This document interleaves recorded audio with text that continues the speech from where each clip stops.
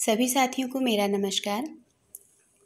हम शुक्ल जी की पुस्तक का वाचन कर रहे हैं और आदिकाल प्रकरण 2 चल रहा है, जिसमें हम हेमचंद्र से अपभ्रंश काव्य को पढ़ रहे थे और अचानक वीडियो पॉज हो गया था। सारंगधर से थोड़ा सा रह गया है, उसी को मैं एक छोटी सी वीडियो के माध्यम से पूरा कर रही हूँ। तो आज हम उसको रीडिंग किया था, उसको समझ नहीं पाए थे, तो इसलिए सारंगधर से इसमें पढ़ा जाएगा। तो सारंगधर के लिए क्या कहते हैं कि इनका आयुर्वेद का ग्रंथ तो प्रसिद्ध ही है, ये अच्छे कवि और सूत्रकार भी थे। इन्होंने सारंगधर पद्धति के नाम से एक सुभाषित ग्रंथ भी बनाया है और अपना परिचय भी दिया है। रणथंभौर के एक सुप्रसिद्ध वीर महाराज हम्मीरदेव के प्रधान सभासदों में राघव देव थे। उनके भोपाल, दामोदर और देवदास ये 3 पुत्र हुए थे। दामोदर के 3 पुत्र हुए, सारंगधर, लक्ष्मीधर और कृष्ण। हम्मीरदेव सन 1357 में अलाउद्दीन की चढ़ाई में मारे गए थे। अतः सारंगधर के ग्रंथों का समय उक्त संवत के कुछ पीछे अर्थात विक्रम की 14वीं शताब्दी के अंतिम चरण में मानना चाहिए। तो यहाँ पे जो हम हम्मीर रासो को पढ़ते हैं तो वहाँ पे उसके रचयिता सारंगधर को बताया जाता है और ये शुक्ल जी के अनुसार है।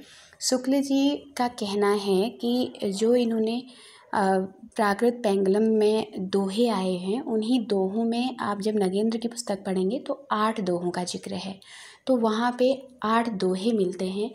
उन दोहों में के आधार पर शुक्ल जी का मानना है कि ये जो कवि हैं, इसको लिखने वाले हम्मीर के बारे में, वो सारंगधर है। तो यहाँ पे जो सारंगधर हैं,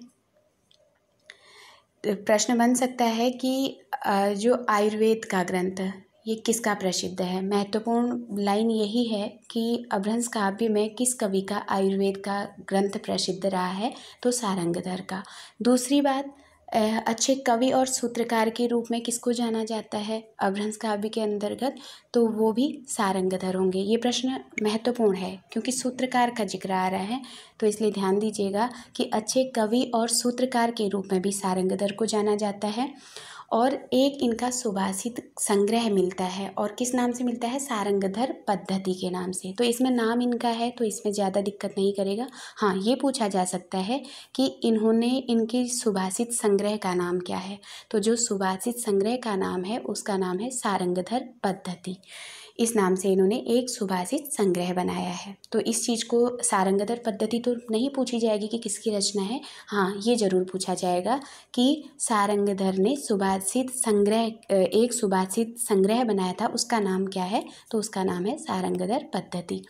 फिर इसके बाद देखिए, और इन्होंने अपना परिचय किस ग्रंथ में दिया है, तो जो सारंगधर पद्धति है उसी में जो ये सुभाषित संग्रह है इनका, इसमें ही इन्होंने अपना परिचय भी दिया है। तो महत्वपूर्ण है कि सारंगधर ने अपना परिचय किस ग्रंथ में दिया है, तो सारंगधर पद्धति नामक सुभाषित संग्रह में। ठीक है, आगे देखिएगा, रणथंभौर के सुप्रसिद्ध राजा कौन थे, तो हम्मीरदेव थे। जो रणथंभौर के सुप्रसिद्ध वीर महाराज के रूप में कौन जाने जाते हैं, हम्मीरदेव जाने जाते हैं। और हम्मीरदेव के प्रधान सभापति कौन थे, तो ये यहाँ से प्रश्न बन रहा है। जो हम्मीर राजा हुए थे, इनके एक प्रधान सभासद में राघव देव हुए थे। जो राघव देव थे, इनके 3 पुत्र थे। ये हम्मीर के दरबार में थे, तो इनके 3 पुत्र थे। तीन पुत्रों का नाम है, एक भोपाल और एक दामोदर और एक देवदास। ठीक है, 3 पुत्र थे। ऐसे एक पिक्चर के हिसाब से हम इसको थोड़ी सी स्टडी करते हैं तो अच्छे से याद हो जाएगा। जो राघव देव हैं, ये राघव देव ये हम्मीरदेव के प्रधान सभापति हैं। ठीक है, तो जो प्रधान सभासद पूछा जाएगा कि हम्मीरदेव के प्रधान सभासद कौन है, तो राघव देव हैं। राघव देव के कितने पुत्र हुए थे, 3 पुत्र हुए थे। ऐसे इनकी पिक्चर याद कर लीजिए, एक भोपाल हुए थे, एक दामोदर हुए थे और एक देवदास हुए थे। तो 2 इनके जो राघव देव हैं हम्मीर के सभासद, इनके 3 पुत्र हुए, तो 2 द नाम से हैं, एक दामोदर और एक देवदास। अब एक बचे, उनका नाम भोपाल। तो ऐसे याद करेंगे कि देवदास और दामोदर भोपाल गए थे राघव के साथ, तो राघव देव के 3 पुत्र हो गए। अब इनके जो बीच के पुत्र दामोदर रहते हैं ना, इनके भी 3 पुत्र हुए थे। ऐसे इनके भी 3 पुत्र, 2 का तो जिक्र नहीं है, एक भोपाल हो गए और एक देवदास हो गए, इनका कोई जिक्र नहीं है। लेकिन जो बीच के दामोदर थे, दामोदर के भी 3 पुत्र हुए थे। उसमें एक सारंगधर हैं, एक लक्ष्मीधर हैं और एक कृष्ण हैं। तो याद रखिएगा, है ना। अब कृष्ण को ऐसे आप थोड़ी देर के लिए विष्णु के रूप में याद करिए। विष्णु के साथ लक्ष्मी बैठी रहती है ना, तो विष्णु मतलब कृष्ण, ठीक है, ऐसे ध्यान रखिएगा। विष्णु मतलब कृष्ण, कृष्ण की पत्नी मतलब विष्णु की पत्नी लक्ष्मी रहती हैं, तो लक्ष्मी हो गई। और इसके बाद एक सारंगधर हो गए, तो जिसको हम पढ़ रहे हैं यहाँ पे।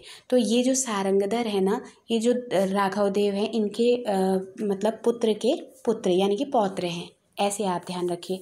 अब इनका रिश्ता राघव देव से क्या रहा, तो राघव देव सारंगधर के दादा हैं। तो ऐसे हमको इसको ध्यान रखना पड़ेगा एक स्ट्रक्चर में कि राघव देव और सारंगधर का रिलेशन क्या है, तो दादा और पोते का है। उनके दामोदर नाम के जो पुत्र थे, उनके पुत्र हुए थे सारंगधर। तो इन्हीं सारंगधर ने ये हम्मीर रासो लिखा था। अब कहीं ना कहीं अपने दादा अगर हम्मीर के राज्य में हैं, तो उन्होंने कुछ तो लिखा होगा दादा के उसमें से, तो हो सकता है कि इनको भी पता हो उस चीज़ का। तो ये क्या कहते हैं कि हम्मीर ये दामोदर जो थे, इनके सारंगधर, लक्ष्मीधर और कृष्ण नाम के 3 पुत्र हुए थे। हम्मीर देव संवत 1357 में अलाउद्दीन की चढ़ाई में मारे गए थे। तो जब हम्मीर देव ने चढ़ाई की थी अलाउद्दीन के साथ, तो उस चढ़ाई में हम्मीर जो राजा थे, उनकी मृत्यु हो गई थी। कब? 1357 में, ध्यान रखिएगा 1357 में। अतः सारंगधर के ग्रंथों का समय उक्त संवत के कुछ पीछे, मतलब कुछ बाद में, उनकी मृत्यु के जो 1357 वाला समय दिया गया, इसके कुछ पीछे, शुक्ल जी की लैंग्वेज में पीछे का मतलब थोड़ा बाद की ये रचनाएं होंगी। और लगभग अगर मानो तो 14वीं शताब्दी के अंतिम चरण में मत आ रहे हैं, ठीक है। तो इसको ध्यान रखना है कि जो सारंगधर है, इनके ग्रंथों का समय 14वीं शताब्दी के अंतिम चरण में होगा। सारंगधर पद्धति में बहुत कुछ साबर मंत्र और भाषा चित्रकाव्य दिए गए हैं। बहुत मोस्ट प्रश्न है, ये प्रश्न बनेगा कि सारंगधर की कौन सी रचना है जिसमें साबर मंत्र और भाषा चित्रकाव्य दिया गया है। जो प्रश्न हमारे बनते हैं, ठीक है, साबर मंत्र और भाषा चित्रकाव्य किसकी रचना में, किस रचना में सारंगधर के दिए गए हैं, तो सारंगधर पद्धति में। सारंगधर, सौ से सारंगधर को देखिए, ये तालव्य श है, और साबर मंत्र में भी तालव्य श है। तो साबर मंत्र आएगा तो इनकी सारंगधर पद्धति से, और भाषा चित्र, 2 चीज़ें इसमें से ली गई हैं। इनके बीच बीच में देश भाषा के काव्य आए हैं। उदाहरण के लिए श्रीमल्ल देव राजा की प्रशंसा में कहा हुआ यह श्लोक दीजिए। अब यहाँ ये पंक्ति पूछी जाएगी ना कि नोनम बादलम छाय खेह बसरी निश्राण शब्द खरा शत्रु पाणी लुटाली तोड़ी तोड़ हनिसहो एव भट्टा झूठे गर्भ भरा मघाली सहसो रे कंत मेरे कहे कंठे पाग निवेश जा शरणम श्रीमल्ल देवम विभो। तो ये पहले तो ये नूनम, केवल ये वाली पंक्ति बहुत मोस्ट रहती है कि पूछी जाती है, इससे ध्यान रखिएगा ये पंक्ति किसकी है, तो ये सारंगधर की पंक्ति है, ठीक है। अब ये दूसरी बात ये ध्यान रखिएगा, किस राजा की प्रशंसा में इन्होंने इस पंक्ति को कहा है, तो श्रीमल्ल देव की। तो ये श्रीमल्ल देव इसमें आया है, ध्यान रखिएगा कि श्रीमल्ल देव की प्रशंसा में इन्होंने इसको कहा हुआ है। अब केवल एक पंक्ति दे के पूछ ले कि नूनम बादलम छाय खेही पसरी निश्राम शब्द खरा, ये पंक्ति किसकी है, तो सारंगधर की है। और किस राजा की प्रशंसा में ये लिखी गई है, इसी पंक्ति को केवल पूछा जाएगा, तो श्रीमल्ल देव की उसमें पूछी गई है। आगे देखिए, परंपरा से प्रसिद्ध है कि सारंगधर ने हम्मीर रासो नामक एक वीर गाथा काव्य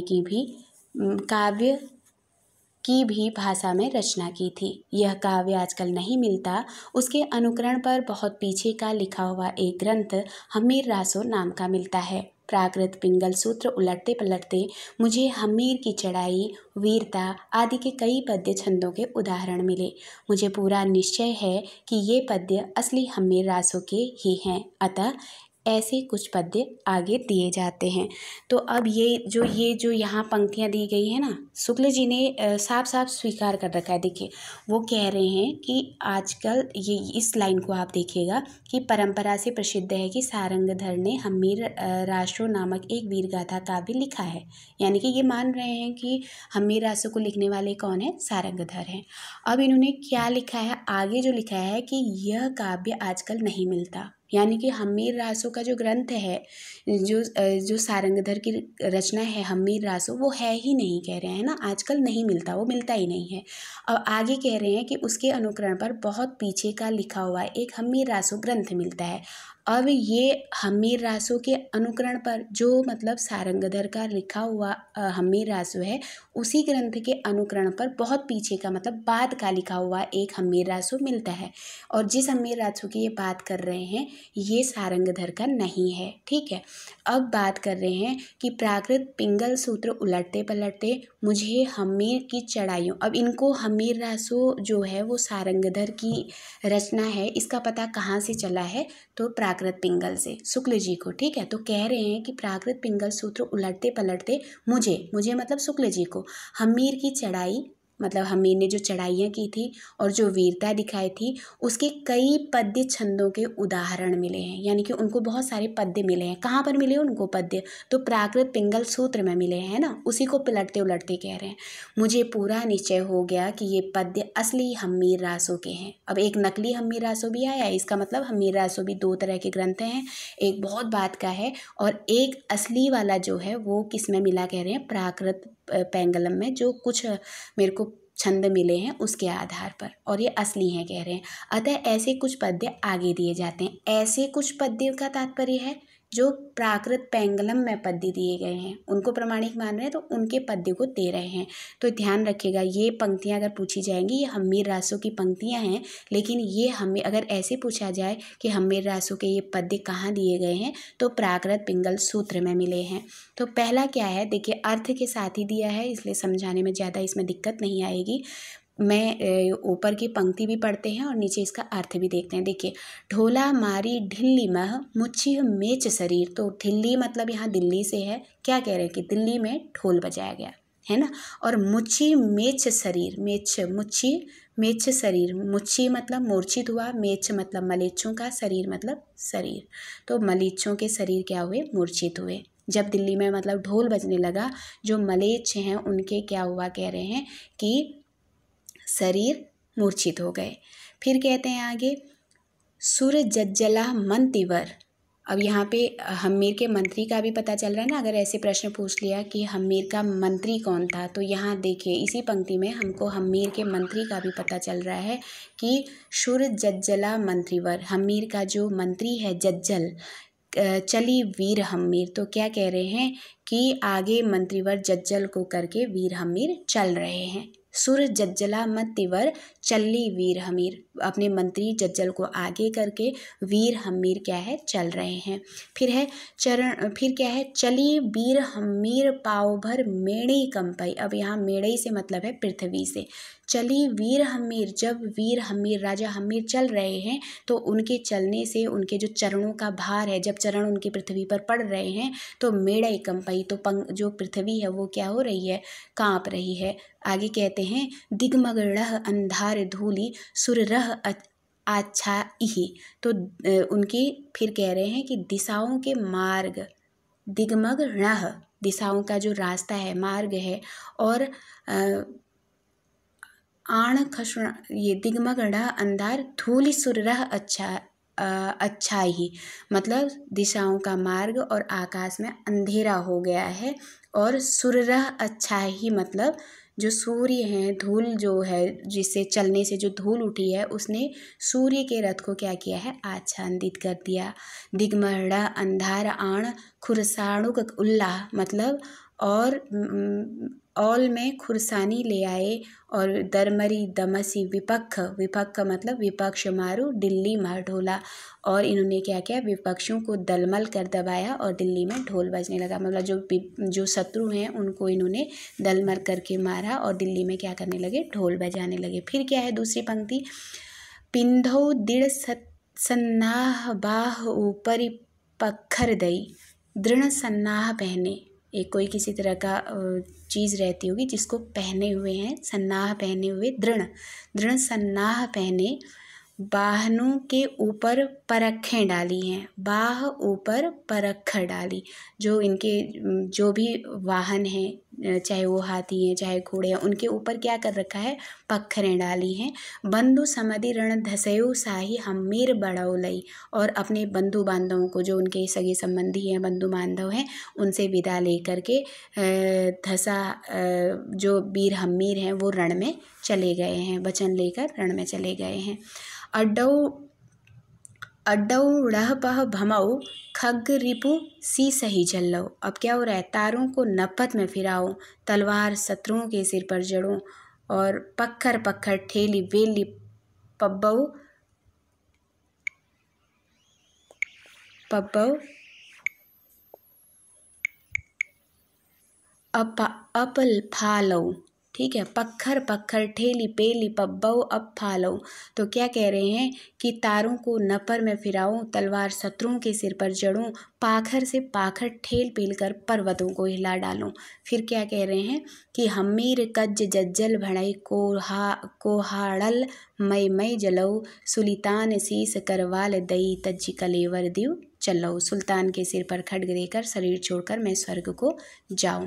तो इस तरह के ये पद्य मिला है। फिर अगला पद्य क्या है, पौभर तरमऊ धरणी तरणी रह धुल्ली झम्पई, कमठ पिठ टरपरयु मेरु मंदर सिर कंपई, कोहे चलियो हम्मीर वीर गजुह संजुते, कियऊ कठ हाकंद मुच्छी मेछु के पुत्ते। तो इसमें क्या कह रहे हैं कि चरणों के भार से पृथ्वी दलमल उठी है। जब ये लोग वीरता के लिए से आगे बढ़ते हुए जा रहे हैं तो उनके जो चरणों की आवाज़ें हैं, जो उठ रहे हैं उनके चरण, फिर पृथ्वी पर गिर रहे हैं, उससे जो पृथ्वी है वो कैसी हो गई, दलमल हो गई। और सूर्य का रथ धूल से ढक गया, और जब ये दलमल होके चलेंगे तो धूल उठेगी, और वो धूल से क्या हुआ है, कह रहे हैं सूर्य का रथ धूल से ढक गया।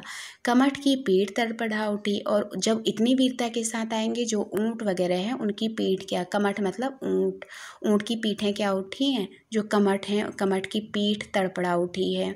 मेरु मंदिर की चोटियाँ कंपित हुई, और जो मेरु मंदिर मतलब जो पर्वत हैं उनकी चोटियाँ क्या हो गई हैं, कंपित होने लगी। गजयूथ के साथ वीर हम्मीर क्रुद्ध होकर चले, जो हाथियों का झुंड के साथ जो ये हैं, ये क्या हो गए हैं, हम्मीर क्रोधित होकर के लड़ाई करने चले हैं, कह रहे हैं। मलेच्छों के पुत्र हा कष्ट कह के रो उठे और मूर्छित हो गए। अब यहाँ पे जो इस तरह के वातावरण को देख करके जो मलेच्छ हैं उनके पुत्र हा कष्ट कह के क्या हुए हैं, इन वीर पुरुषों को देख करके रो रहे हैं और उनको देख कर ही मूर्छित हो जाते हैं।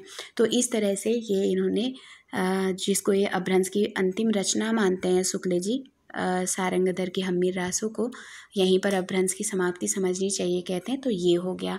अब यहाँ पे समाप्ति होने के बाद जब हम विद्यापति को देखते हैं, वो तो बात के हैं, उनके उसमें भी अपभ्रंश मिलता है, तो समाप्ति यहाँ कैसे होगी उस चीज़ को समझाते हुए आगे लिखते हैं कि अपभ्रंश की रचनाओं की परंपरा यहीं समाप्त होती है। अब यहाँ ध्यान देना, अपभ्रंश की रचनाओं की परंपरा यहाँ मतलब हम्मीर रासों पे समाप्त हो गई, शुक्ल जी कहते हैं। यद्यपि 50-60 वर्ष पीछे, अब यहाँ पर समझ लीजिए कि जब हम्मीर की रचनाएं समाप्त हो रही हैं उसके 50-60 साल के बाद, अब बहुत लंबा पीरियड है ये, तो 50-60 साल के बीच में तो अपभ्रंश से बीच में भी तो बहुत सारी चीज़ें विकसित हुई होंगी। तो ये कह रहे हैं कि यद्यपि जबकि 50-60 वर्ष पीछे विद्यापति संवत 1460 में वर्तमान ने बीच बीच में देश भाषा के भी कुछ पद्य रखकर अपभ्रंश में 2 छोटी छोटी पुस्तकें लिखी। जो छोटी छोटी पुस्तकें जिसको हम कीर्तिलता और कीर्ति पताका कहते हैं, ये अपभ्रंश की पुस्तकें कही जाती हैं विद्यापति की। तो शुक्ल जी क्या कह रहे हैं कि 50 साल भले ही मतलब बता रहे हैं कि भले ही अपभ्रंश की समाप्ति में हम्मीर रासों को बता भी रहा हूँ, उसके बाद 50-60 साल के बाद भी विद्यापति जैसे कवि आए जिन्होंने अपभ्रंश में लिखा है।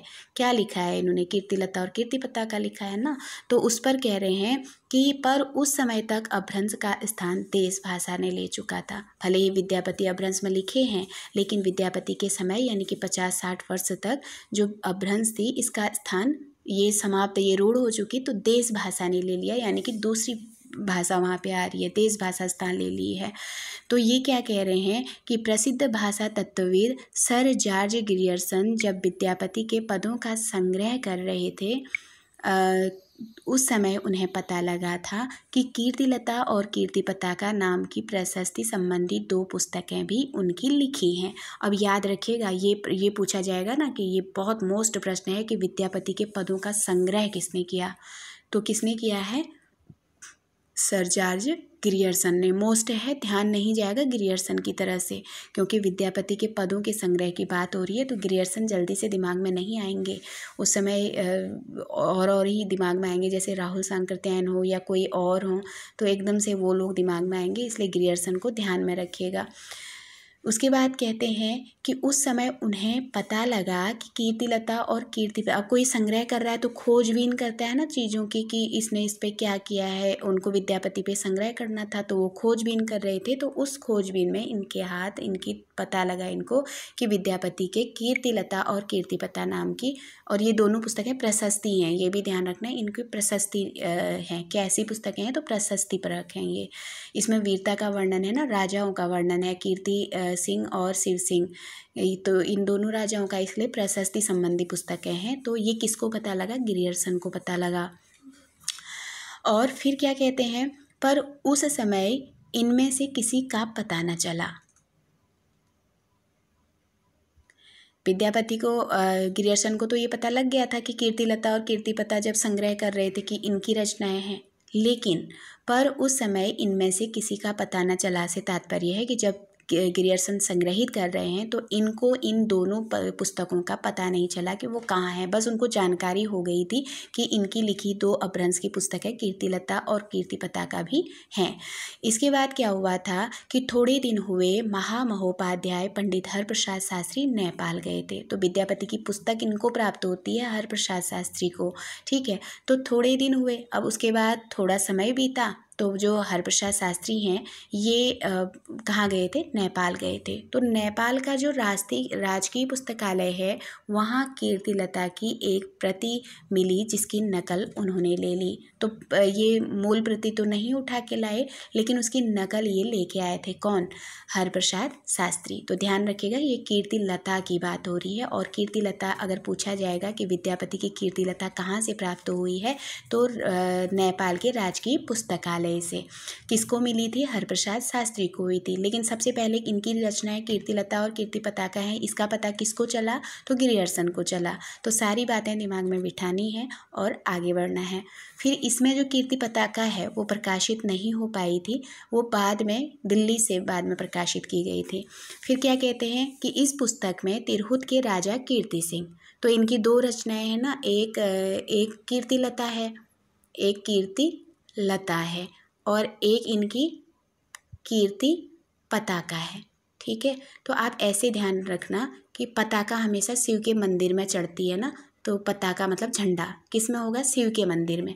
अब ये कीर्तिलता है, लता को छोड़ दीजिए, यहाँ पहला वाला ले लीजिए। तो यहाँ जो राजा होगा वो कीर्ति सिंह होंगे और यहाँ पताका पीछे वाले को लेंगे तो शिव के वहाँ चढ़ती है तो शिव सिंह हो जाएंगे। तो दोनों राजाओं का नाम हमको पता चल जाएगा। तो जो इनकी प्रमाणिक पुस्तक मिलती है अपभ्रंश की जो प्रकाशित है वो कौन सी है? कीर्तिलता है।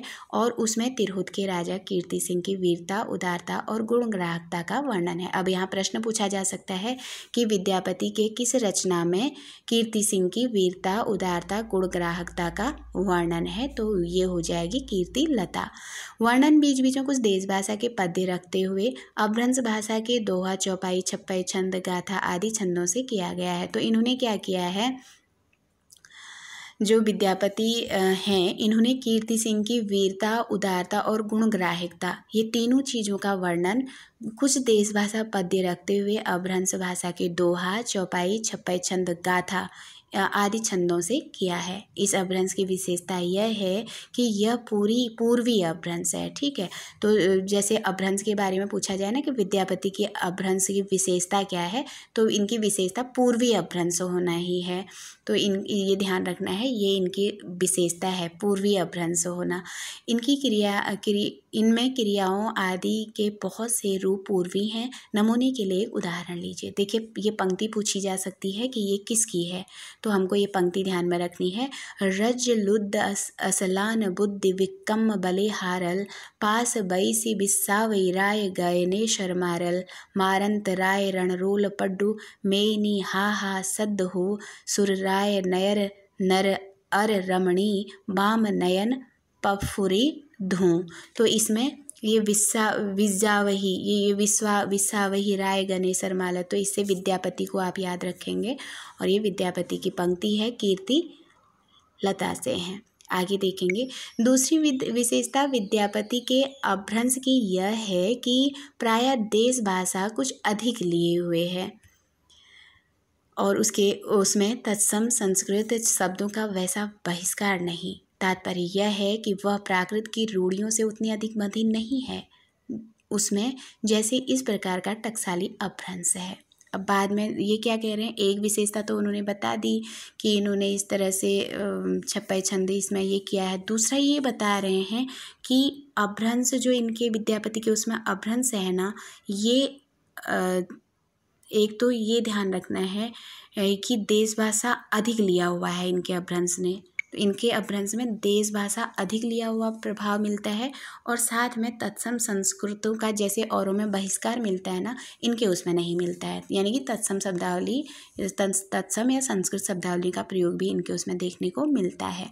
तो एक टकसाली अपभ्रंश का इन्होंने प्रयोग किया है, तो इनकी भाषा में थोड़े बहुत तत्सम प्रभाव भी आता है और देश भाषा लिया हुआ भाव भी आता है। तो इसका मतलब इनकी जो अपभ्रंश है वो एकदम ठेठ ना होकर के कैसी है, टकसाली, यानी कि परिष्कृत, थोड़ा बदली हुई है। तो उसका एक उदाहरण देखिए। पूरी सत्तेन पूरी सौ नई पूरी सौ जम्म मतेन, जलदानेन हु जलो न हु जलो पुंजियो धूमो। तो इस तरह से थोड़ा सा अपभ्रंश से सुलझी हुई लगती है, यानी कि टकसाली अपभ्रंश में है।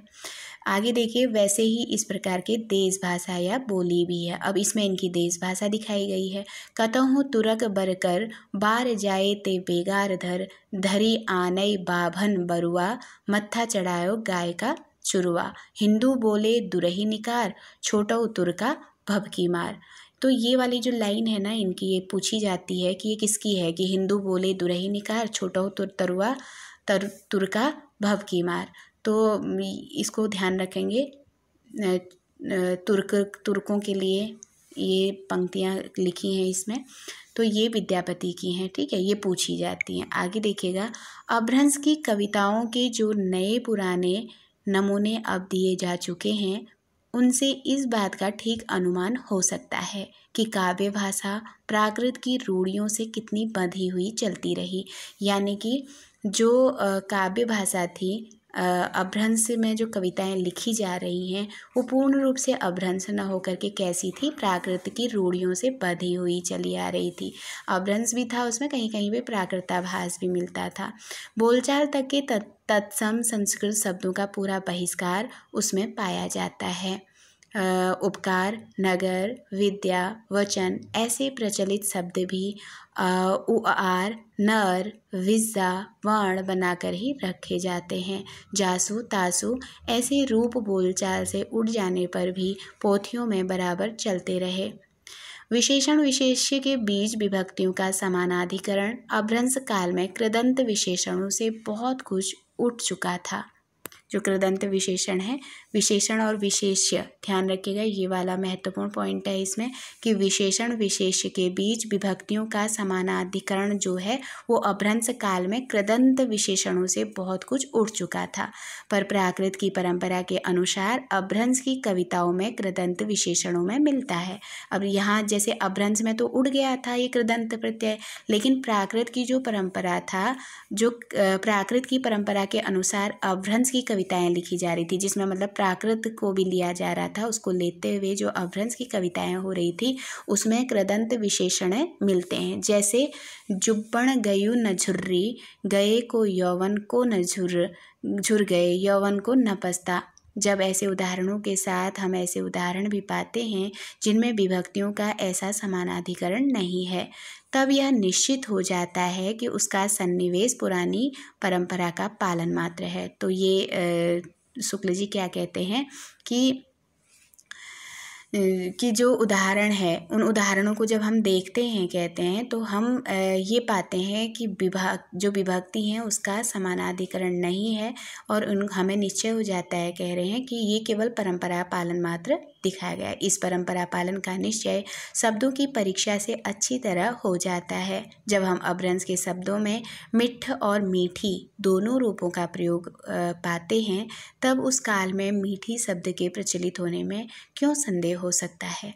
ध्यान देने पर यह बात भी लक्षित होगी कि ज्यों ज्यों काव्य भाषा देश भाषा की ओर अधिक प्रवृत्त होती गई त्यों त्यों तत्सम संस्कृत रखने में भी संकोच भी घटता गया। सारंगधर के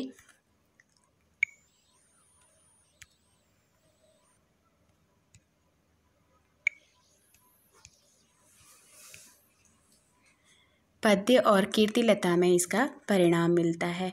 तो कुल मिला के शुक्ल जी का कहने का मतलब है कि अब ये लास्ट में इन्होंने ये सब बताते हुए ये एक संक्षिप्त नोट्स के बारे में कह दिया कि जितना भी आपने सारंगधर से लेकर के ये सारंगधर और विद्यापति के आप ये जो रचनाएं देखते हैं कीर्तिलता वगैरह, उनके बारे में कह रहे हैं कि ध्यान देने पर यह बात भी लक्षित होगी कि ज्यों ज्यों काव्य भाषा जो काव्य की भाषा है वो देश भाषा की ओर प्रवृत्त हो गई है, मतलब देश भाषा की ओर जब काव्य भाषा बढ़ने लगती है त्यों त्यों तत्सम संस्कृत रखने में संकोच भी घटता गया। यानी कि फिर अब जो तत्सम शब्दावली जो कठिन बना रही थी धीरे धीरे उसमें भी बढ़ोतरी होने लगी, यानी कि संकोच उसका घटता गया, कह रहे हैं।